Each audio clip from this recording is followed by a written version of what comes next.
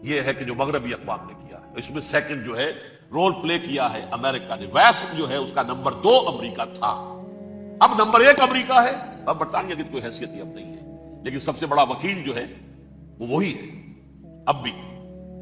لیکن ظاہر بات ہے کہ west white Anglo Saxon Protestants کا امام اس وقت جو ہے وہ برطانیہ یو ایس اے.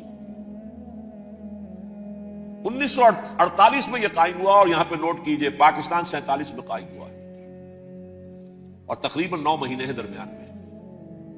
اگست 47 اور مئی یا جون 48. اس کا کیا مطلب ہے یہ میں بعد میں بتاؤں گا. پہلی جنگ ہوئی 48 میں، عربوں نے بغاوت کی اور عرب جیت رہے تھے. اچانک پتہ نہیں کیوں عربوں نے جنگ بند کر دی. یہ بالکل یوں سمجھیے کہ پیرلل واقعات ہیں. کشمیر میں ہم جیت رہے تھے، بھاگ کر نہرو پہنچ گیا یونائٹڈ نیشنز کے اندر، جنگ بند ہو گئی، ختم ہوا. ایسا کچھ اپنوں کی غلطی بھی تھی، کچھ قبائلیوں نے وہاں جا کر سری نگر ایئرپورٹ تک پہنچ گئے تھے، بجائے اس پر قبضہ مکمل کرنے کے لوٹ مار میں لگ گئے. اپنوں کی غلطی بھی تھی، لیکن اس کے باوجود بڑا بھاری تھا. اور اگر سری نگر ایئرپورٹ پر قبضہ ہو گیا ہوتا تو سوال ہی پیدا نہیں ہوتا کہ بھارت جو اپنی فوجیں اتار سکتا. زمینی راستہ تھا ہی نہیں.